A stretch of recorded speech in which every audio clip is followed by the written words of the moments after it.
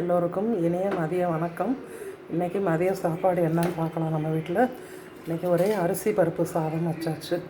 காலையில் ஓட்டு போடுறதுக்கு போயிட்டு வந்தோம் இல்லையா, ஒரே அரிசி பருப்பு சாதம், அரிசியும் பருப்பும் கலந்து வச்சு ஒரே சாதமாக ஒரு வெங்காயம் மட்டும் தாளித்து கடுகு உளுந்த பருப்பு கருவேப்பிலை தாளித்தா போதும். லைட்டாக புளி கரைச்சி விட்டுட்டு சாம்பார் பொடி மஞ்சள் தூள் உப்பு போட்டு அப்படி சொடக்கு போடுறதுக்குள்ளே ஒரு 2-3 நிமிஷத்தில் இந்த சாதத்தை ரெடி பண்ணிடலாம்.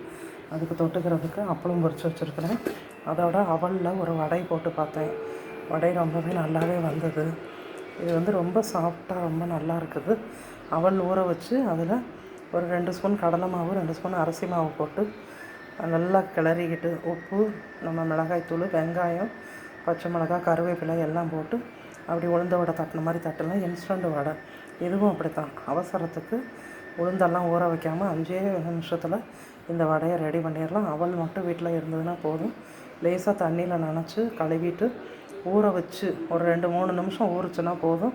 நல்லா தண்ணி இல்லாமல் வடிகட்டி எடுத்துட்டு அரிசி மாவு கடலை மாவு ஏற்கனவே சொல்லிட்டேன், உப்பு மிளகாய்த்தூள் வெங்காயம் பச்சை மிளகாய் கருவேப்பிலை போட்டு இந்த வடையை தட்டி போட்டோன்னா ரொம்பவே அருமையான ஒரு வடை. ரொம்ப சாஃப்டாக ரொம்ப நல்லாவே இருக்குது. இதை இந்த அரிசி பருப்பு சாதத்துக்கு அப்பளமும் இந்த வடையும் வச்சு இன்றைக்கி நம்ம சாப்பிட்லாம் வாங்க. எல்லோரும் சப்ஸ்கிரைப் பண்ணியிருக்கக்கூடியவங்களுக்கு மிக்க நன்றி. பண்ணாதவங்க மேலும் சப்ஸ்கிரைப் பண்ணி சப்போர்ட் பண்ணுங்கள். Thank you so much.